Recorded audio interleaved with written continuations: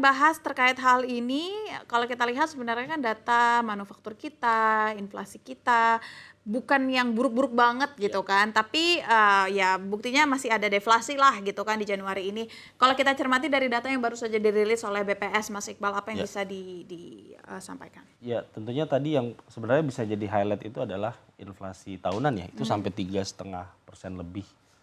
Itu memang tertinggi, tapi patut dicatat bahwa penyumbangnya adalah tarif listrik ya kalau dicek. Karena tahun lalu itu kalau kita ingat Januari dan Februari kan ada Iya. diskon tarif listrik ya.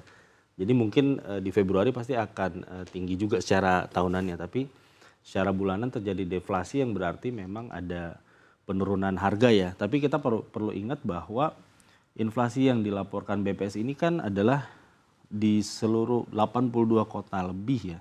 80 kota lebih di Indonesia. Jadi pasti ada yang naik, ada yang turun, jadi diakumulasi gitu. Sementara beberapa reportase yang dilakukan oleh tim redaksi juga menunjukkan ada kenaikan harga, misalkan harga daging ayam, telur, dan lain-lain karena program makan bergizi gratis ya. Itu sebenarnya menurut saya satu keniscayaan ya, karena pastilah semua petelur dan pedagang itu pasti akan memasok untuk program MBG karena itu kan udah pasti ya.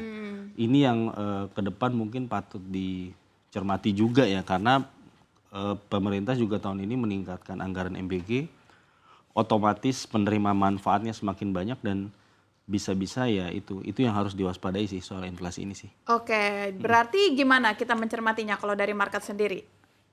Iya, jadi kalau dari sisi market kan memang beberapa hari belakangan dihebohkan oleh berita dari MSCI ya. Walaupun nanti korelasinya juga tidak secara langsung, tapi pasti akan berdampak gitu ya. Kalau kita lihat kan kalau di pasar modal itu kan multisektor ya, semua emitennya gitu ya. Kalau misalkan trust-nya tidak terbangun, tentu akan berpengaruh ke berbagai sektor juga. Karena pasar modal ini adalah salah satu sumber pendanaan untuk operasional ataupun bisnis dari perusahaan-perusahaan yang ada di Indonesia gitu. Cuman kalau kita lihat perkembangan dan dinamika terakhir, memang sudah ada inisiatif-inisiatif positif yang digelontorkan oleh pemerintah maupun Bursa Efek dan OJK gitu ya. Sudah ada kesepahaman dan sudah ada rencana gitu ya untuk menindaklanjuti apa yang diminta oleh MSCI sehingga bursa kita menjadi lebih comply dan asing bisa masuk kembali ke pasar modal kita tanpa khawatir gitu ya.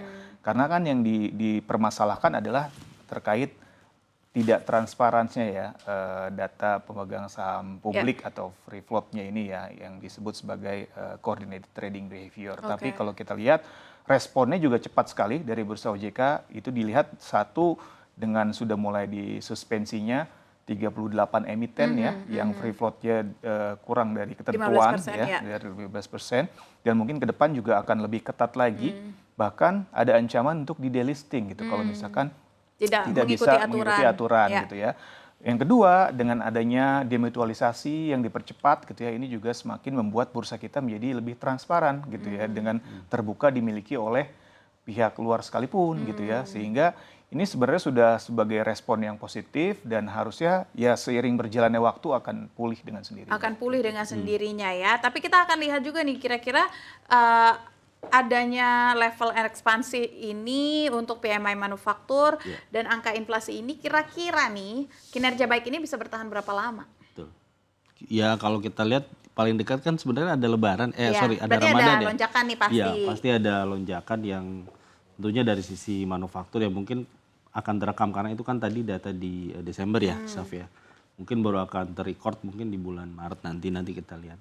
Tapi ini memang satu hal yang patut disyukuri ya karena kita tahu banyak sekali ada tantangan berupa perlambatan ekonomi ya di global dan kita lihat nantinya di bulan setelah tantangannya sebenarnya setelah Lebaran ya karena itu kan puncak konsumsi yang semakin kesini kan sebenarnya Lebarannya semakin maju ya, Bang Aya. Jadi memang ada challenge juga bagaimana memaintain itu gitu. Disinilah pentingnya menurut saya pemerintah juga dari sisi belanja mungkin bisa lebih cepat gitu untuk menggelontorkan belanjanya gitu. Karena kalau kita lihat ada tahun lalu kan mungkin ada kendala dengan pemangkasan dan lain-lain. Tahun ini harusnya sih udah tidak ada ya isu-isu seperti tahun lalu yang membuat semua industri kayaknya terdampak gitu. Iya, semua industri kewalahan gitu ya. Nah, Betul. kita akan